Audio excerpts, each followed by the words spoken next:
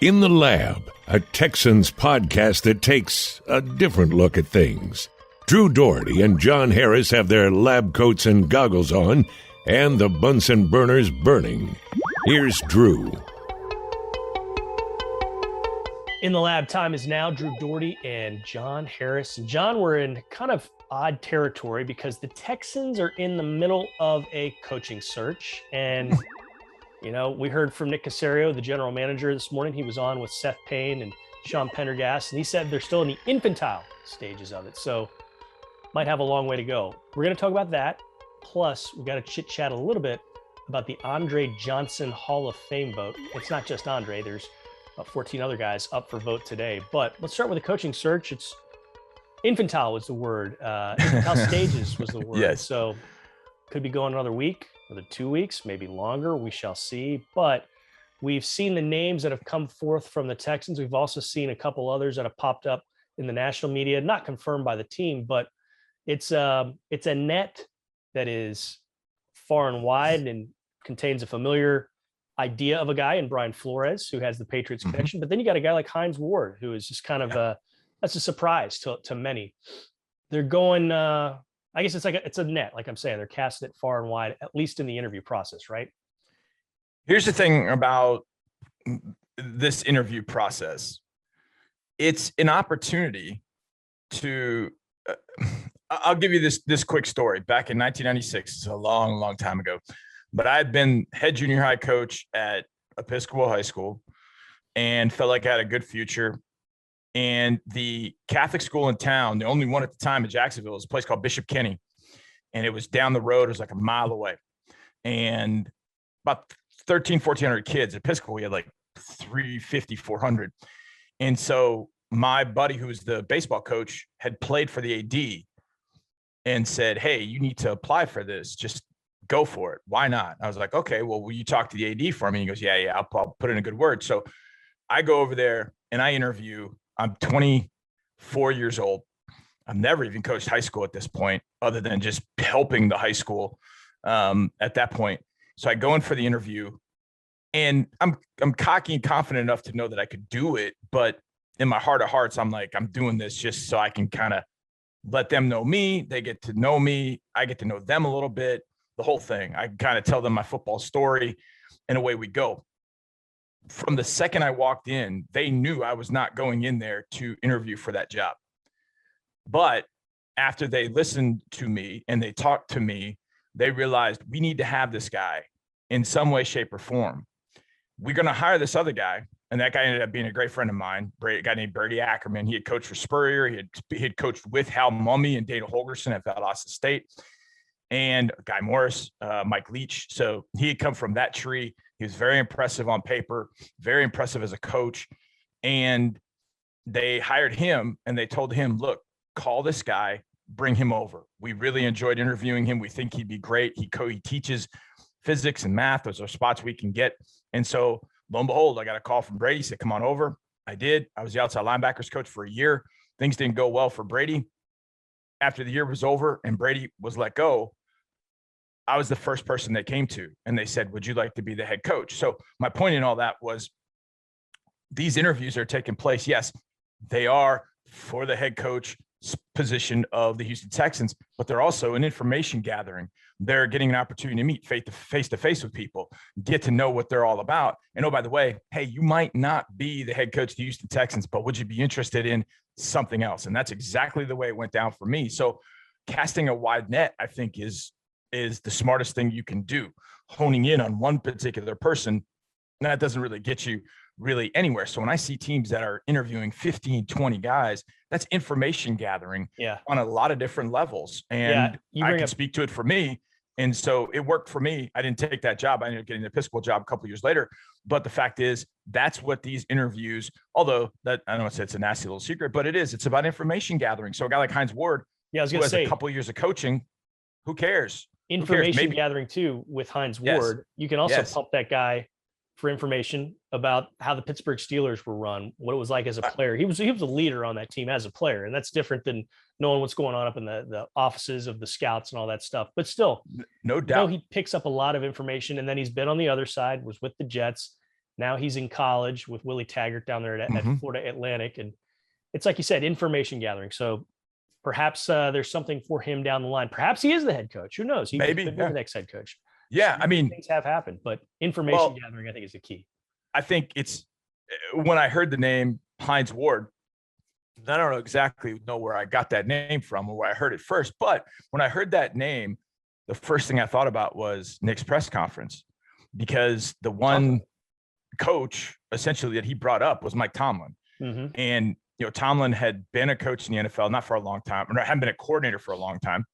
And the Rooney Rule that exists in the NFL to, hopefully allow NFL teams to kind of, cast an even wider net to make sure that they're bringing in minorities, that they're bringing in women interview. We saw the Vikings interview. I want to say her name is Raish, Caroline Raish, I believe it was, who I think is the first woman to interview for a general manager position in the NFL. So the Rooney Rule was created for that reason. Well, they were interviewing Mike Tomlin to satisfy the Rooney Rule, and he walked in there and blew them away. And it didn't matter that he was a 4-3 guy and Dick LeBeau is a 3-4 guy. It didn't matter. They were like, this guy, wow. And he blew him away. And Mike Tomlin became the head coach of the Pittsburgh Steelers, and has been on a great run since he has taken over that job or took over that job in 2007. So you never know who's going to walk through your door that you might know about, but then you get him in your room and you're like, whoa, man, I like this guy. I like what he's about. Let's do this. Let's move on. And oh, by the way, all these other guys that we interviewed, are there any of those other guys that we learned something about that we can bring to this organization to help in any way, shape, or form? Look, smart football dudes, hardworking football dudes. I know everybody likes to think, oh, they all work hard and they're all smart in the NFL. Not always. So you want to make sure that you find those guys that fit what your ethos is and what you're all about, what your passion is. And that is to work hard and be smart and go play good football on Sundays. And if there are 2-3 guys that can help you do that from this interview process, then so be it. Then you did a good job in that process. Brian Flores, Hines Ward, and Joe Lombardi, the 3 names that have been released by the club so far. And the Texans haven't always done that as far as announcing. That's a new thing going on. So interesting to see. All right, Andre Johnson and 14 other dudes up for selection today. John McClain, well, let's back up. Today's selection day for the Pro Football Hall of Fame. What happens is there is a representative from each of the 32 NFL cities, plus you've got 2 for LA and 2 for New York, since they each have 2 teams. Yep. So you've got those 32 selectors, plus you have 17 at-large guys. So there's 49 total. And they're going to meet virtually, I'm guessing via Zoom, Microsoft Teams, something like that.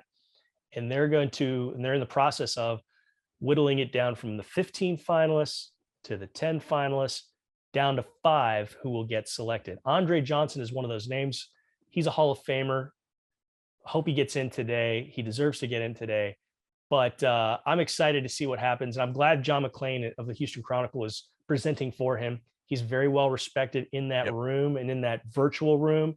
And I'm looking forward to hearing what he said about Andre Johnson to that committee. Aren't you? When we interviewed John, he came on with us every Thursday night, off season, during season. And we just kind of opened the forum to him that night and just said, essentially, what will you say? And it wasn't even that direct, but it was just, John, your thoughts, give us your gut reaction, etc. And I almost got the feeling he was practicing his speech of what he would say. And then he said, one thing stood out to me, Drew, that he said, but he's just kind of ripping off these numbers, and you hear him and you're just like, yo, I mean, come on now. And he said one that really caught my attention. He said, Dre had 5 100+ catch seasons. I mean, that's a pretty good number. I mean, nowadays with 17 games, okay, you add an extra game in there, that's another opportunity for 6 to 8 more catches, et cetera. But 100+ catches when Dre's playing, that's a pretty stout number. Yeah. He said the wide receiver that's often thought of as the GOAT, the greatest receiver of all time, is Jerry Rice. He said Jerry Rice had 4. And he didn't kind of pause for effects or like I did. He just kind of ripped one from, and I was like, whoa, stop. In my mind. And I immediately, he's talking, I got on my computer and I was like, Jerry Rice. And I pulled it up. It's like, I'll be dang. He's got 4 100+ catch seasons. You pull up Dre. He's got 5.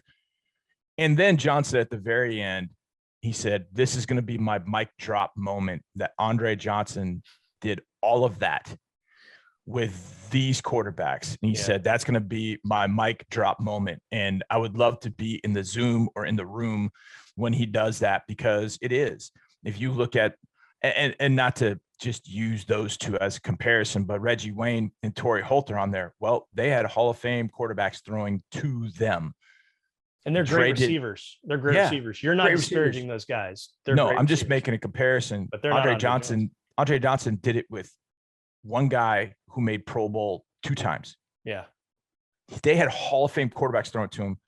He had a 2-time Pro Bowler thrown to him. And look, Matt was as good as any quarterback in the league at that particular point, but still, it's hard to take away from Andre Johnson what he did in his career. To me, the more I've thought about this, the more of a no-brainer this is, that he should get in. If he doesn't get on the first ballot, he definitely should get in on the second ballot. I do think the receiver clog has kind of opened up. It felt like a while there were like 5-6 guys like Chris Carter and not Altoon, who am I thinking of from Art Monk. Like those guys, it took forever to kind of like work through it. And now you look at it and go, wait a second, I think Megatron went in last year, and I think Megatron's got a cool nickname, and I think that sort of helps him. And he made some highlight reel catches. Okay, fantastic. But to me, in that time period, it was Megatron, it was Larry Fitzgerald, and it was Andre Johnson, the 3 most dominant receivers for about a 4 or 5 period span. And when you reach a level of dominance like that, you're a Hall of Famer. Andre Johnson needs to be a Hall of Famer for that reason. I think a very telling statistic, which would never happen, or you'd never get them to, you had to give them truth serum to get them to say it. But I think if you poll the quarterbacks that played in that era and said, which of these guys would you want as your number 1 receiver from this class, I think they'd all say Andre Johnson if they're being honest. And that's not a knock on those. I think those other 2 guys are Hall of Famers, but I think Andre Johnson's better than them. And that's kind of what I would go through. Is like, hey, would you, out of this crew, which of these guys would you pick first to throw to? And I think Andre, number 80, is the guy that they choose. Yep. No doubt. I would absolutely. I think you hit right on. I think, when people ask, who's the greatest quarterback at, who's the greatest quarterback, who's the greatest coach? I often think, okay, who would I want to win one game, And I think about who would be the greatest receiver. And I think, which receiver do I know I'm going to in the clutch? And I know that guy is going to put defenses in a world of hurt. And I don't think the other 2 do that. I mean, look, great receivers, tremendous careers. I mean, Torrey Holt's from North Carolina. So, I mean, I followed him for a long time because my family. I think they're Hall of Famers too. I just think Andre Johnson is at least a step ahead of both of them. And hopefully, speaking of receivers, I hope Steve Smith can get in. Steve Smith was in some sense stuck with what Andre was. Jake Delhomme, God bless him, but he's not a Hall of Famer. Joe Flacco, not a Hall of Famer. That's who Steve Smith was catching balls from. And I hope Steve gets in. I would have had Steve as one of my. If you said give me the 15 finalists, Steve Smith would have been one of my 15 finalists, no doubt. So maybe it's next year, but we'll see. I think his day will come, and I think he definitely deserves that day. I think he is a Hall of Famer for sure. Yep. Yeah, that was kind of puzzling that he wasn't on that final list, no doubt. All right, well, let's keep our fingers crossed. Let's hope that we hear the good news. That'll be announced the Thursday before the Super Bowl at the NFL Honors Show. It's on a Thursday night. So the Hall of Fame class will get unveiled, and Andre Johnson belongs in the Hall of Fame. I've tweeted it many, many times over the last 6-7 months with each little step in the process coming out. And I tweeted it again last night. Andre Johnson belongs in the Hall of Fame. And I know you agree. I know all of you, not all of you, but most of you agree that have brains in between your ears. So there we go. Right, John? Absolutely. I think I have a brain between my ears, although some people question that. But listen, you got one person on board with you for sure, no doubt. And that's me, for what it's worth. Probably 2, because there's an army on our wagon, bud. Yeah, I would think so. It's a pretty big wagon. But yeah, we believe he should go in, and I think he should go in on this particular vote. Amen. All right, this has been an In the Lab. This has been a lot of fun, John. Good to see you, man. Yeah, man, absolutely.